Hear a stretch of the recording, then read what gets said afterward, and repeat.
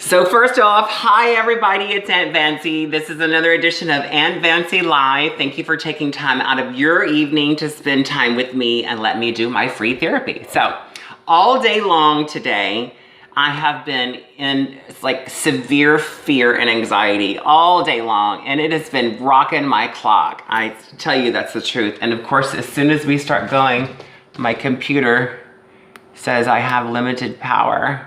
Oh, I have 8%. So we're gonna have to make this count because I don't know where the computer thing is. Hold on, hold on. No, that's the wrong one. So anyway, so all day long, you know, I'm trying to go back to school. I was in show business for 32 years. And I still am a little bit.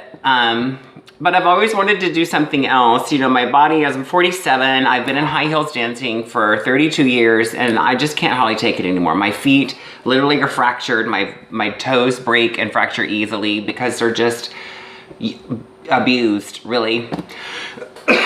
So I did some personal assisting, and then I did some nannying and some dog training, all for high-end families and celebrities. But I really enjoyed taking care of people, but it was, I guess it just wasn't for me, because every time I try to do something, it would always come down to basically this, what we're doing right now.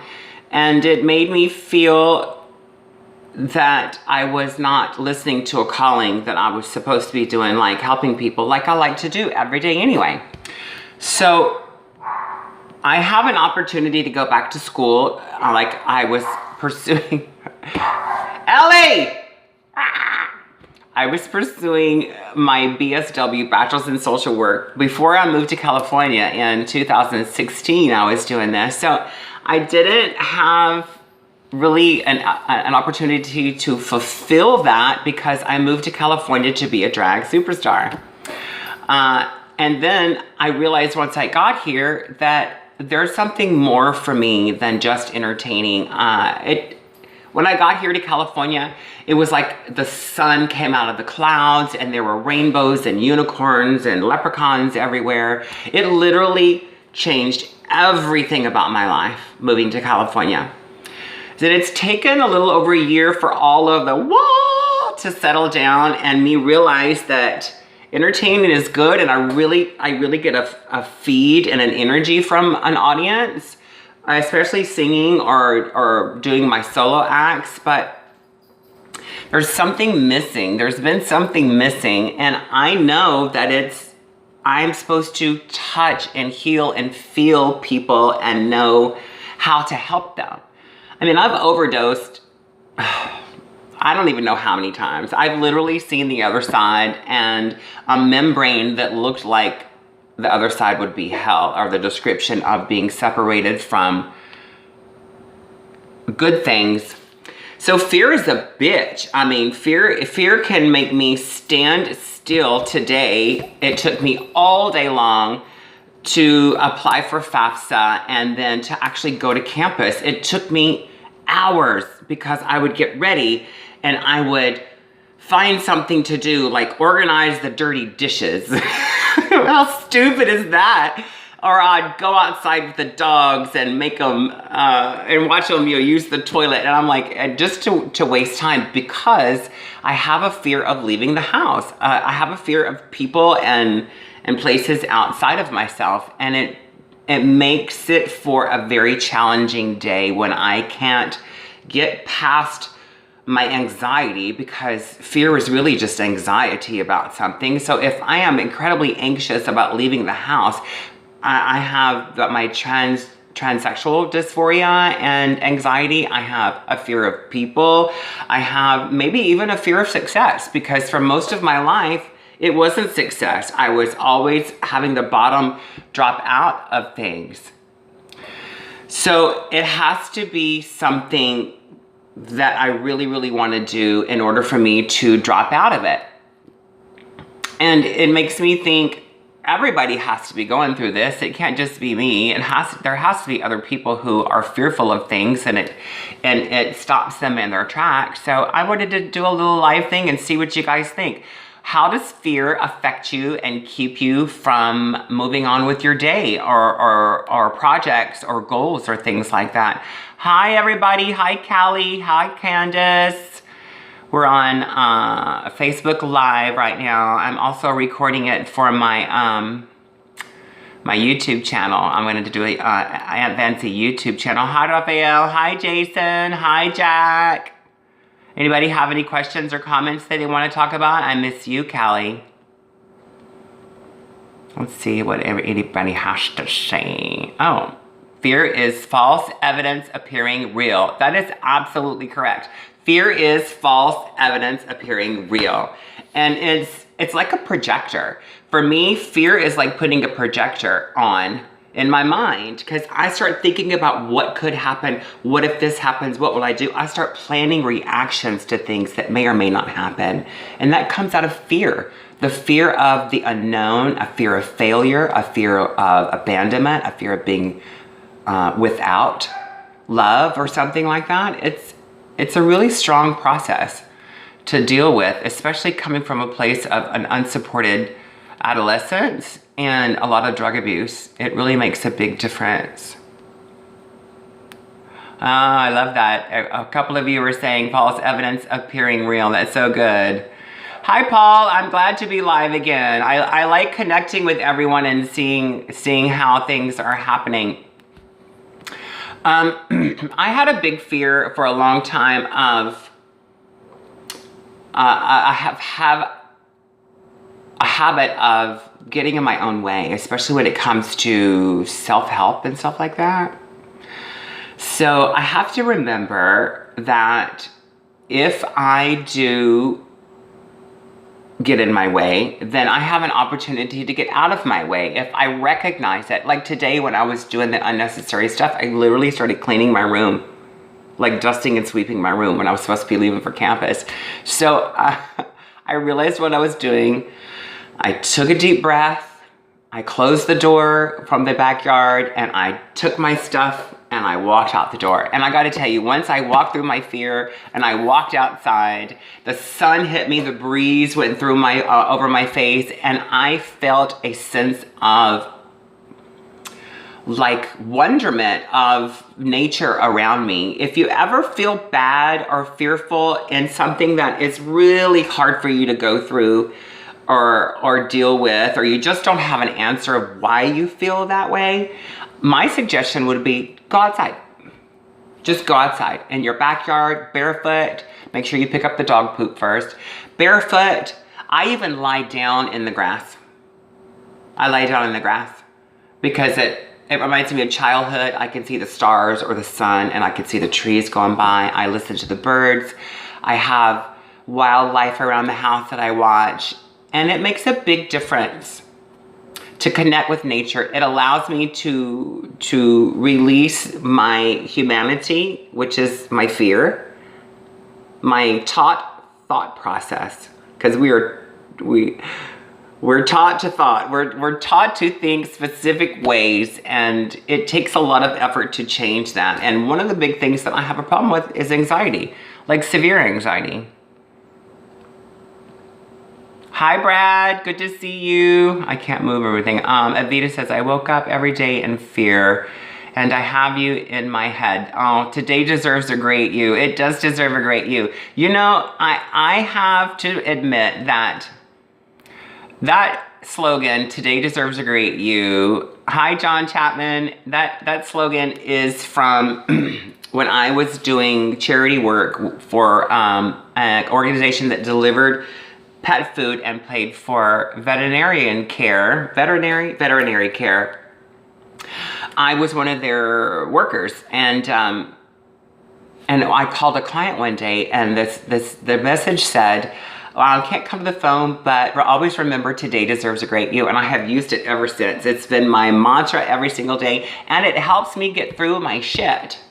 If I don't feel like being mean that day, or if I don't feel like fucking with you or even seeing your fucking ass, then I just have to remember that today deserves a great me. Today deserves a great me. And I have to put a smile on my face, because if I smile, it lifts up my face and it just brings forth a bouncy energy. I suggest you try it. If you're scared and lonely, or you just don't feel good and you're like this, that just gives a connotation of fuck off. And I feel like that sometimes. But I know that if I lift my face and I just smile, I just start giggling, and it just makes me feel like a completely different person. Now, I might be an asshole on the inside, but at least on the outside, I am connecting with the joy that is life, and it helps me overcome a lot of things, and fear being one of them. Right before I did this video, it took me, I can't believe I'm gonna say this out loud. It took me 10 minutes, maybe 15, to sit down and press play on and to press live button. Like 10 to 15 minutes. Look, I'm such an old lady. I have my tissue in here. I'm so glad that I just said that out loud, because getting my anxiety and my fear out of my body makes a big difference. And then it's not so scary. Hello, hello, hello, everyone. I love to see your hellos. I miss you guys very much. Let's see, I guess no one has any questions. And my computer just died, so that means I'll just keep talking to you about fear. Yeah, it took me 15 minutes to, excuse me, to press record, to press live on my Facebook and record here.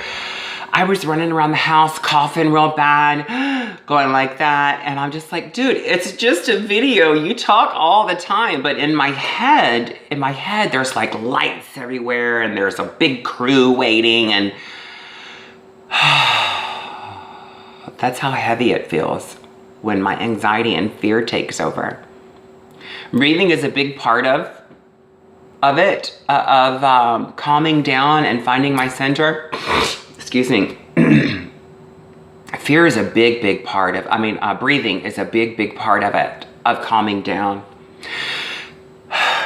Breathing, and then recognizing when I'm real manic, and purposely calming and speaking slow. Because that's what happens when I get in my fear and anxiety, is I get super manic.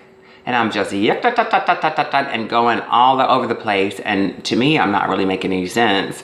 And I have to stop, like I did just now,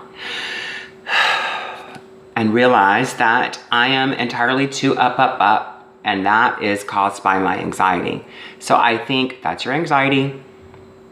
Get it in check. Smile and just breathe.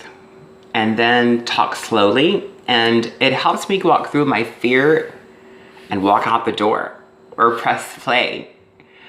I know a lot of people suffer from this. I see it, I witness it, because when you know it in yourself, when I know it in myself, I know that I have that connection with other people who feel that way.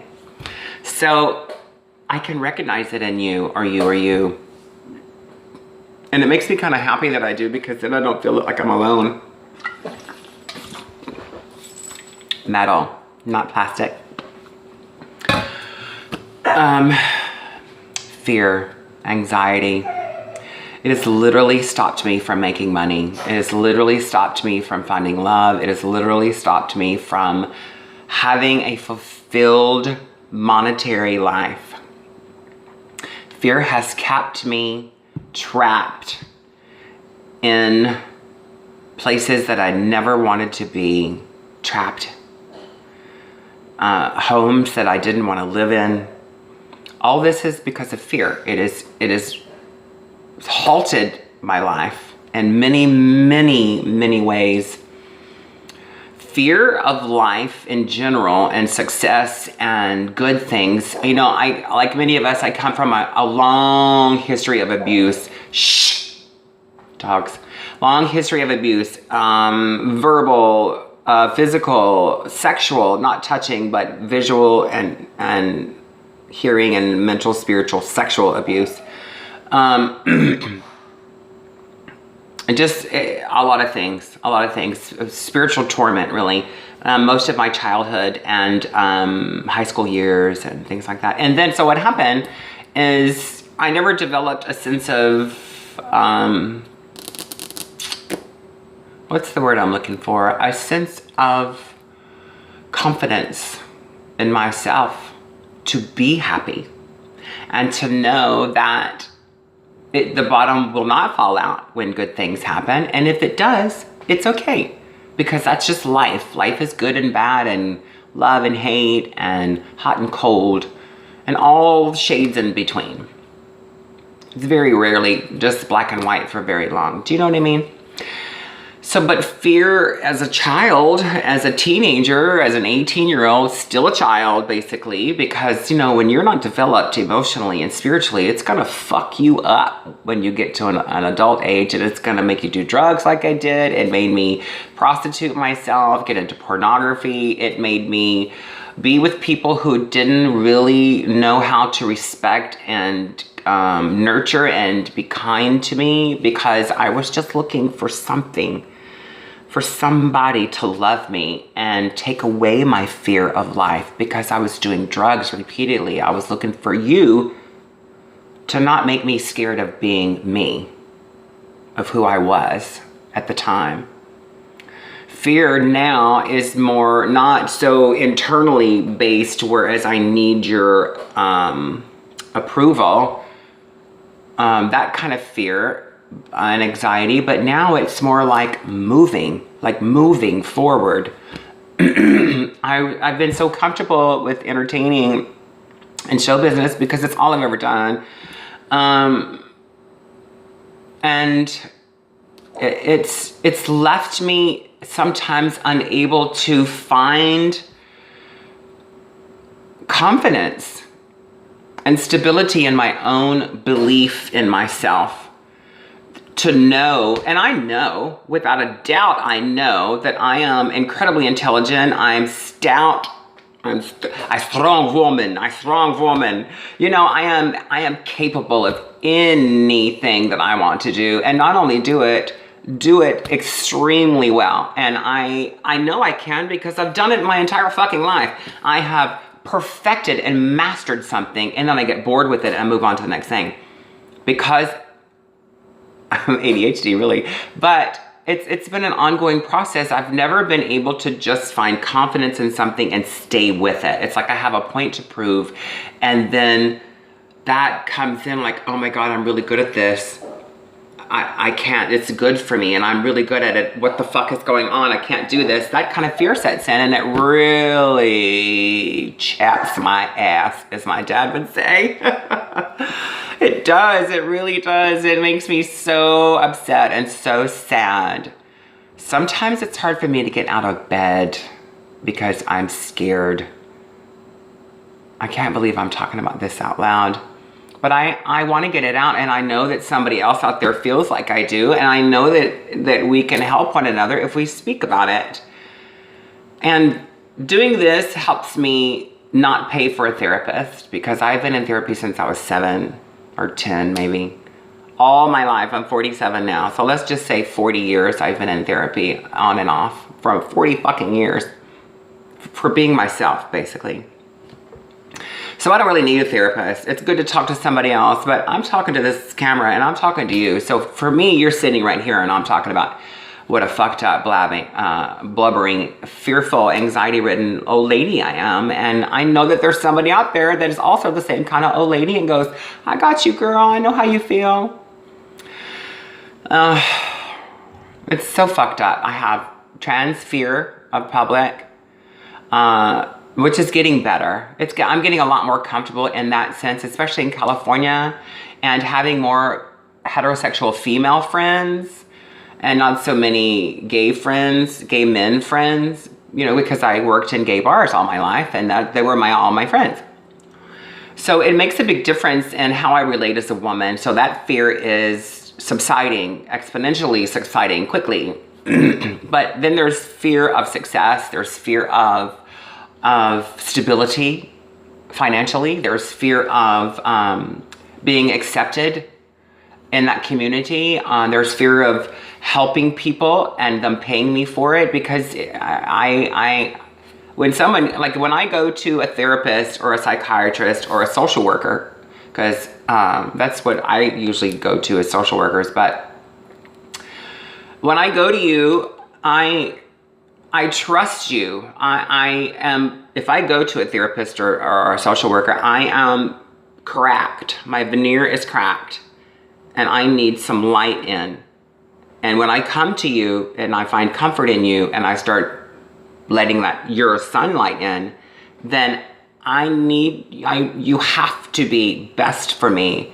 And I mean, granted, as a therapist, you're not superhuman, but I trust you enough to guide me, not make my decisions, but guide me to a place where I can make healthy decisions. So with that weight on my shoulders as a social worker, and just the knowledge that it's coming, it really drives me batshit crazy. But I know this, and that's what I'm so thankful about myself, and being on drugs and on the street for a long time, and just hating myself to death for so long. Look at me. I'm just in it. And anxiety, big time. That I can realize it like I just did. I acknowledge it. This is what I always say. Acknowledge it, relate to it, fix it, and let that shit go. I feel so much better. Today it's been really shoulders up, and I really feel like I can relax now. Peace, love, and prosperity. God bless you. Thank you for today. I'm your Aunt Vancy. You can always ask me questions. AskAuntVancy@gmail.com, or you can inbox me on Facebook, Vancy Vega. God bless and keep you, and always remember, today deserves a great you. Bye-bye.